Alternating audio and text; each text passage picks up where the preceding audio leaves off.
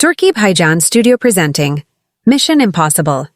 इस कहानी की शुरुआत में एक डॉक्टर को दिखाया जाता है जो अपनी बॉडी में एक वायरस को इंजेक्ट करते हैं और साथ ही साथ वो ये बताते हैं कि बायोसिट फार्मास्यूटिकल कंपनी ने मुझे एक वायरस, एक बायोलॉजिकल एपिडेमिक यानी कि बायोलॉजिकल वेपन बनाने के लिए मजबूर किया और साथ ही साथ उसका क्योर भी बनाया। और इसके बाद वो एक मैसेज टॉम क्रूज यानी कि ईथन हंट जो कि IMF यानी कि इम्पॉसिबल मिशंस फोर्स के लिए काम करता है उसके लिए भेजते हैं। उस मैसेज में वो ये बोलते हैं कि जब हम एक नायक की खोज करते हैं तो हम एक खलनायक भी पैदा करते हैं और हमारे खलनायक का नाम है कायमेरा।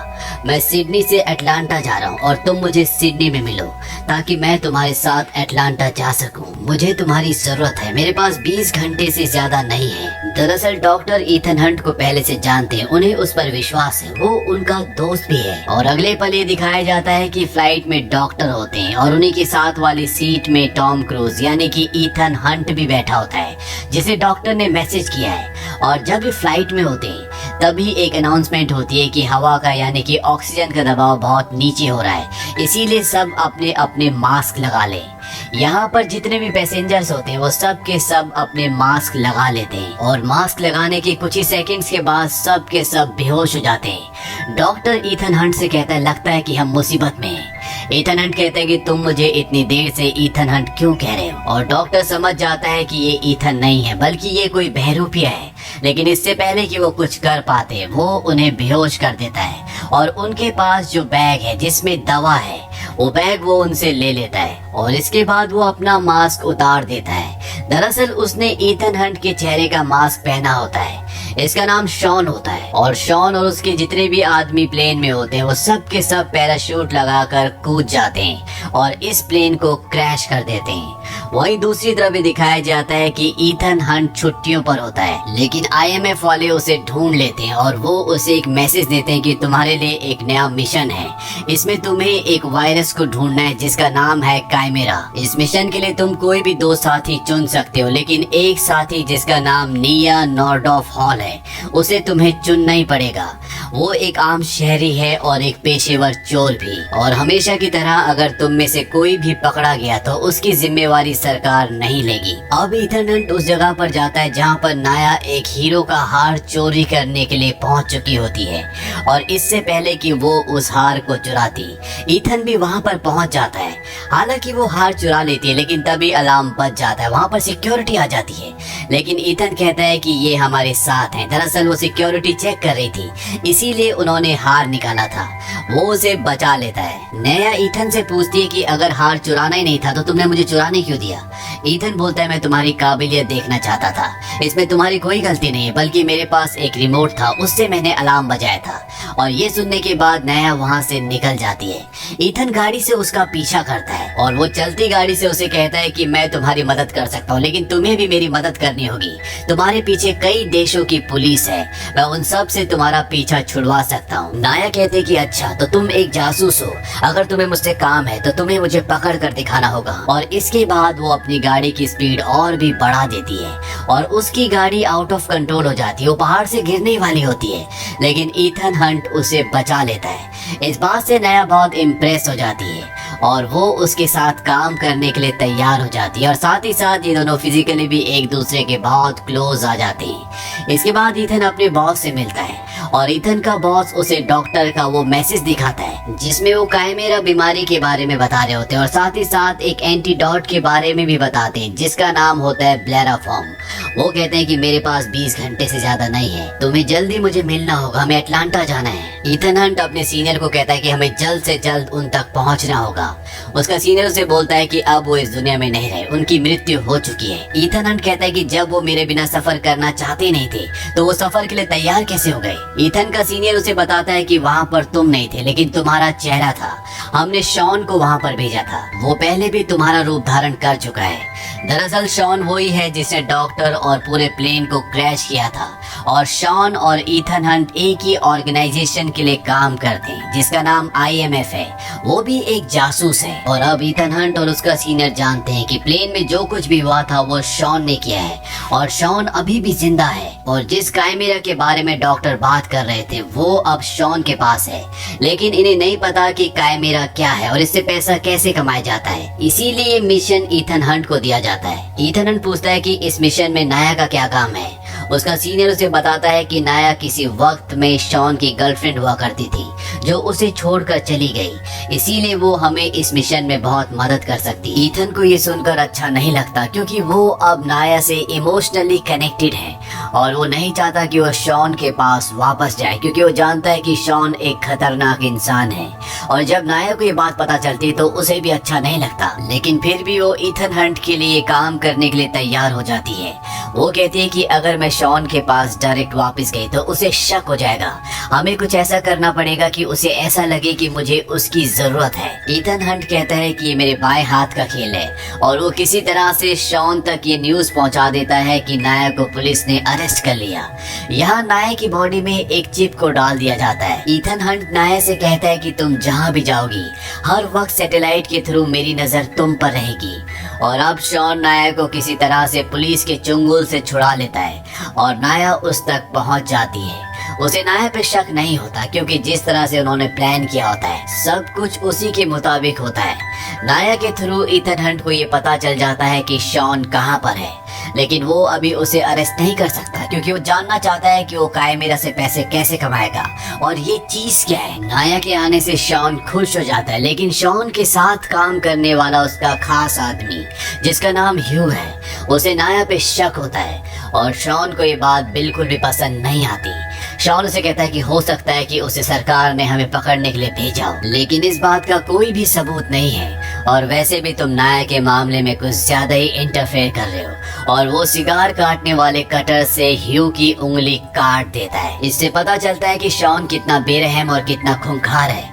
वो अपने सबसे खास आदमी की उंगली सिर्फ इसलिए काट देता है क्योंकि वो उसके काम में उसकी जिंदगी में दखल अंदाजी कर रहा है। इसके बाद शॉन और नाया घोड़ों की रेस के लिए जाते हैं और जब वहाँ पर शॉन नहीं होता तो नाया के पास एक आदमी आता है। वो उसे एक मैगजीन देता है और वो कहता है कि इसका चौथा पन्ना खोल कर देखना। और जब नाया उसका चौथा पन्ना खोलती है तो वहाँ पर एक ईयरफोन होता है और नाया उस ईयरफोन को लगा लेती है। दूसरी तरफ ईथन हंट होता है। वो नाया को कहता है कि तुम मुझसे आराम से भी बात करोगे तो मैं तुम्हें सुन सकता हूँ, अपनी दाईं तरफ देखो, मैं यहीं पर हूँ। और नाया जब दूरबीन से देखती है तो वहाँ पर ईथन हंट होता है जो उसे दूरबीन से देख रहा होता है। नाया उसे बताती है कि शॉन के यहाँ पर न्यूज़पेपर में एक बहुत बड़ी रकम लिखी हुई थी और वो रकम थी $37 मिलियन। लेकिन मुझे नहीं पता कि ये रकम वहाँ पर क्यों लिखी हुई थी या किस काम की थी। ईथन हंट उसे बताता है कि शायद काइमेरा वायरस खरीदने वालों ने बोली लगाई होगी। वहीं दूसरी तरफ ये दिखाया जाता है कि शॉन यहीं पर एक आदमी से मीटिंग करने के लिए जाता है और इस आदमी का नाम होता है जॉन मैक्लॉय और ये बायोसिट फार्मास्यूटिकल्स कंपनी का ओनर होता है। ये दवाइयों की वही कंपनी है जिसमें वो डॉक्टर जॉब करता था जिसने ये वायरस और उसका क्योर बनाया है, जिसे प्लेन में शॉन ने मार दिया था। वो उसके साथ मीटिंग कर रहा है, लेकिन इन्हें कुछ भी नहीं पता कि ये मीटिंग किस बारे में है। शॉन मैक्लॉय को मेमोरी कार्ड कैमरे में डालकर कोई वीडियो दिखाता है जिससे मैक्लॉय बिल्कुल भी खुश नहीं होता और इसके बाद शॉन उस मेमोरी कार्ड को लिफाफे में डालकर अपनी जेब में रख देता है। और ईथन हंट के लोग ये सब कुछ देख रहे होते हैं, उसे इन्फॉर्मेशन दे रहे होते हैं और नाया को ईथन हंट कहता है कि ये मेमोरी कार्ड हमें चाहिए, हमें इसको कॉपी करना होगा, तुम्हें किसी भी तरह से शॉन से उसे लेकर हम तक पहुंचना होगा। और जब शॉन उसके पास आता है तो वो बड़ी चालाकी से उसकी जेब से उस मेमोरी कार्ड को निकाल लेते हैं क्योंकि वो एक बहुत ही शातिर चोर है और वो ईथन हंट तक पहुंच जाती है। ईथन हंट की टीम के लोग उस मेमोरी कार्ड के वीडियो को कॉपी कर लेते हैं और मेमोरी कार्ड वापस नाया को दे देते हैं। नाया वापस जाकर शॉन की जेब में उस मेमोरी कार्ड को रख देती है ताकि उसे बिल्कुल भी शक ना हो। लेकिन जब नाया उस कार्ड को रखती है तो शॉन को एहसास हो जाता है और साथ ही नाया ने एक और गलती की होती है। उसने शॉन के कोट की लेफ्ट जेब से उस कार्ड को निकाला था और वो गलती से उसके कोट की राइट जेब में उस कार्ड को वापस रख देती है। यानी कि शॉन को पता है कि नाया उसके साथ धोखा कर रही है, लेकिन वो नाया को फिलहाल कुछ भी नहीं कहता। वहीं दूसरी तरफ उस वीडियो को दिखाया जाता है जो शॉन के मेमोरी कार्ड से ईथन हंट के लोगों ने कॉपी किया है और उस वीडियो में ये होता है कि जब काइमेरा का वायरस किसी के शरीर में जाता है तो हर घंटे बाद उसकी हालत कैसी हो जाती है। और उस वीडियो में पता चलता है कि 34 घंटों में इंसान तड़प तड़प के मर जाता है। यानी कि ये एक बहुत ही खतरनाक वायरस है। और ईथन हंट को शॉन की यही इंफॉर्मेशन चाहिए थी कि काइमेरा जो वायरस है वो काम कैसे करता है। यानी कि जो इंफॉर्मेशन उसे चाहिए थी वो उसे मिल चुकी है और नाया का काम वहाँ पर खत्म हो चुका है। इसीलिए ईथन ने नाया से कहा होता है जितनी जल्दी हो सके तुम वहाँ से निकल जाना, नहीं तो मैं खुद आकर तुम्हें वहाँ से ले जाऊंगा। और ईथन हंट वहाँ पर पहुँच जाता है और नाया को अपने पास बुलाता है और वो नाया से कहता है कि तुम्हें अभी कुछ दिन और शॉन एम्ब्रोस के पास रहना होगा और जैसा वो कहता है तुम्हें वैसे ही करना होगा। नाया कहती है कि मैं उसके पास नहीं रहना चाहती, मुझे लगा कि तुम मुझे लेने के लिए आए हो। और वो उसे किस करने की भी कोशिश करती है लेकिन ईथन पीछे हट जाता है। वो कहता है अब तुम्हें जाना होगा।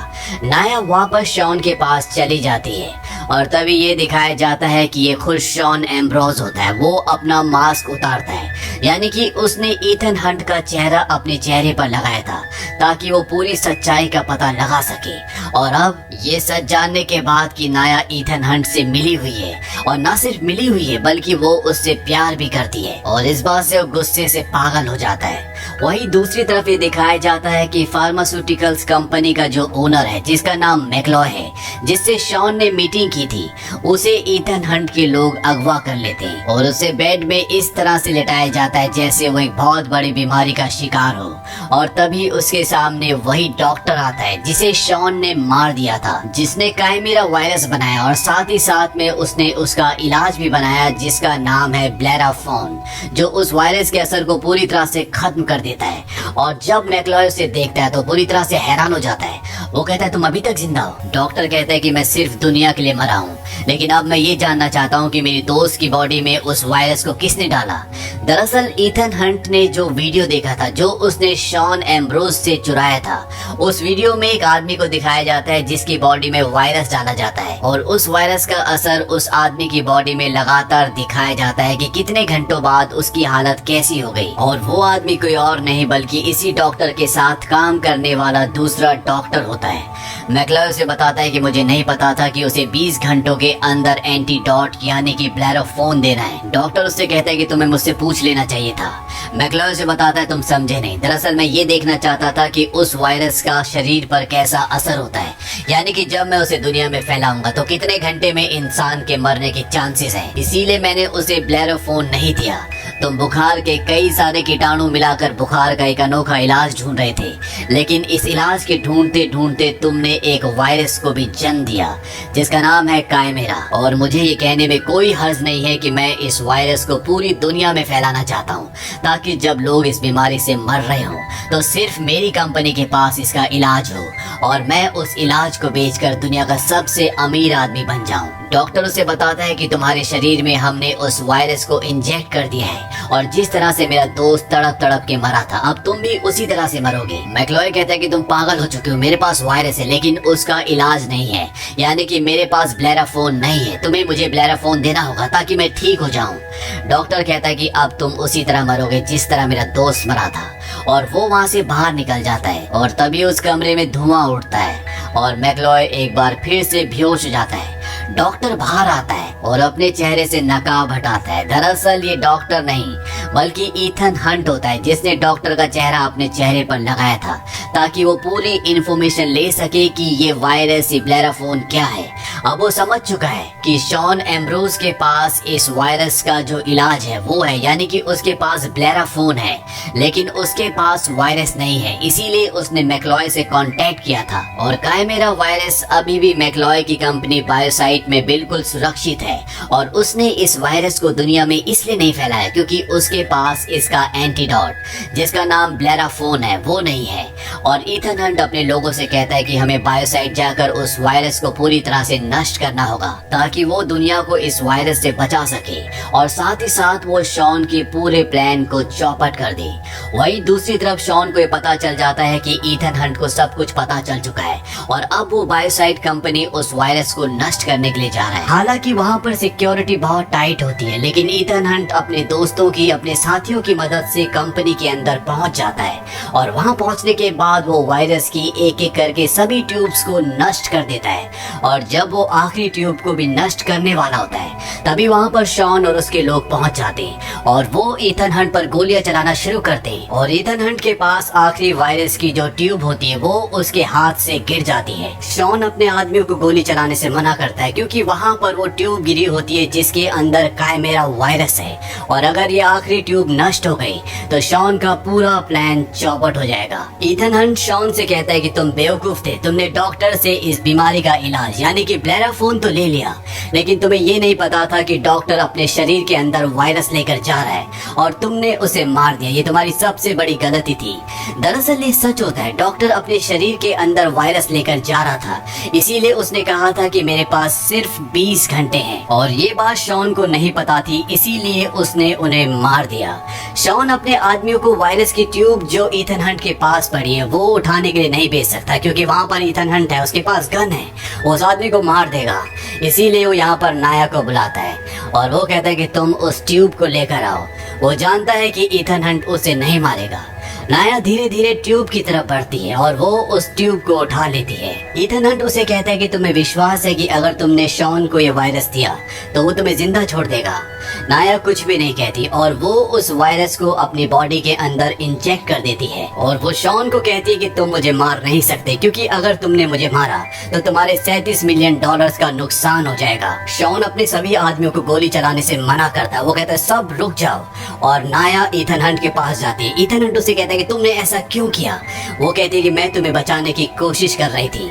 और अब यहाँ पर इस बिल्डिंग की सिक्योरिटी भी आ जाती है जो शॉन और उसके आदमी से लड़ना शुरू कर देती है। नाया ईथन हंट से कहती है क्या हम दोनों यहाँ से बचकर निकल सकते हैं। ईथन हंट कहता है कि नहीं। नाया कहती है कि मुझे गोली मार दो, इसके अलावा हमारे पास और कोई भी रास्ता नहीं है। लेकिन ईथन हंट ऐसा नहीं कर सकता क्योंकि वो उससे प्यार करता है। वो कहता है कि मैं 20 घंटे के अंदर ब्लेराफोन यानी कि इस बीमारी का इलाज ले आऊंगा, तब तक तुम अपना ध्यान रखना। और वो वहाँ पर एक ब्लास्ट करके बिल्डिंग से कूद जाता है। उसके पास पैराशूट होता है, इसीलिए वो वहाँ से निकल जाता है। लेकिन नाया अब शॉन के कब्जे में है। वो उसे शहर के बीचों बीच ले जाता है और उससे पूछता है क्या तुम अपनी जान की भीख नहीं मांगोगी, क्योंकि उसकी बॉडी में अब कायमेरा वायरस है और इसका एंटीडोट यानी कि ब्लेराफोन वो शॉन के पास है। नाया शॉन को एक थप्पड़ मारती है क्योंकि वो उसकी मदद नहीं चाहती। शॉन कहता तो जाओ मरो। वो उसे शहर के बीचों बीच छोड़ देता है ताकि जब वो शहर के बीचों बीच मरे तो ये वायरस पूरे शहर में फैल जाए। वहीं दूसरी तरफ ईथन हंट अब नाया को ढूंढने की कोशिश करता है, लेकिन नाया की बॉडी के अंदर जो चिप होता है जिससे उसकी लोकेशन का पता लगाया जाता है, वो जिस कंप्यूटर से कनेक्टेड होता है वो खराब हो गया होता है और उसका साथी उसे ठीक करने की कोशिश करता है। वो कहता है कि जब तक ये ठीक नहीं होगा हम उसका पता नहीं लगा सकते। वहीं दूसरी तरफ ये दिखाया जाता है कि अब शॉन की और मैकलॉय की एक बार फिर से मीटिंग है। दरअसल मैकलॉय को छोड़ दिया गया था, उसके शरीर में कोई वायरस नहीं डाला था, वो सिर्फ उससे सच निकलवाने के लिए उससे झूठ बोला गया था। और जहाँ पर इनकी मीटिंग होती है वहाँ पर ईथन हंट भी पहुँच जाता है। शॉन को जब पता चलता है कि ईथन हंट यहाँ पर पहुँच गया है तो वो अपने सबसे खास आदमी को ईथन हंट को मारने के लिए भेजता है, जिसकी शॉन ने खुद उंगली काट दी थी। और जब वो बाहर जाता है तो ईथन हंट से उसका सामना होता है और अगले पल वो शॉन को कॉल करता है। वो कहता है कि ईथन अब मेरे कब्जे में है। शॉन कहता है कि उसे मेरे पास ले आओ। वो उसे बंदी बनाकर शॉन के पास ले आता है। वो कहता है ये बोल नहीं सकता क्योंकि मैंने इसका जबड़ा तोड़ दिया है। और शॉन ईथन हंट को कई गोलियां मारता है और वो वहीं पर मर जाता है।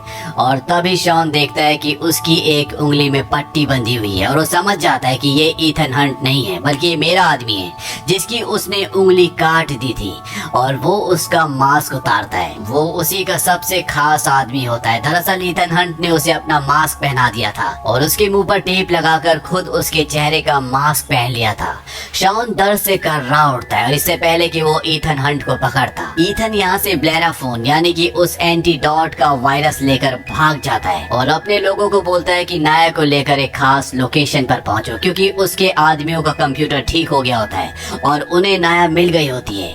यहाँ यहाँ पर शॉन उसका पीछा कर रहा होता है। शॉन भी बहुत शार्प होता है क्योंकि इन दोनों की ट्रेनिंग एक ही जगह हुई है। इन दोनों के बीच में बहुत लड़ाई होती है और फाइनली इस लड़ाई में शॉन की हार और ईथन हंट की जीत होती है। और इससे पहले कि नाया उस वायरस के असर से मर जाती, ईथन हंट उसे ब्लेराफोन यानी कि एंटीडोट दे देता है जिससे उसकी जान बच जाती है और इस तरह से वो इस मिशन को पूरा कर देता है। और अब इस दुनिया से कायमेरा वायरस का खात्मा हो चुका है और साथ ही साथ नाया की भी जान बच चुकी है। ईथन का बॉस उससे बहुत खुश होता है और वो कहता है कि अब क्या प्लान है। ईथन बोलता है कि छुट्टियों पर जाने का प्लान है, लेकिन इस बार बता कर जाऊंगा। दरअसल पिछली बार वो बता कर नहीं गया था कि वो छुट्टियों पर कहाँ जा रहा है, इसीलिए उसकी जगह शॉन को डॉक्टर के पास भेजना पड़ा था। और अंत में ये दिखाया जाता है कि ईथन हंट नाया के पास जाता है और वो ईथन हंट को देखकर बहुत खुश हो जाती है। ये दोनों एक दूसरे के गले लग जाते हैं। तो ये थी पूरी कहानी मिशन इम्पॉसिबल पार्ट 2 की। ये फिल्म सन 2000 में रिलीज हुई थी। इस फिल्म का बजट था $125 मिलियन और बॉक्स ऑफिस पर इसने कमाई की थी $547 मिलियन की। IMDb पर इस फिल्म की रेटिंग है 6.1। उम्मीद करते हैं कि ये वीडियो आपको पसंद आया होगा।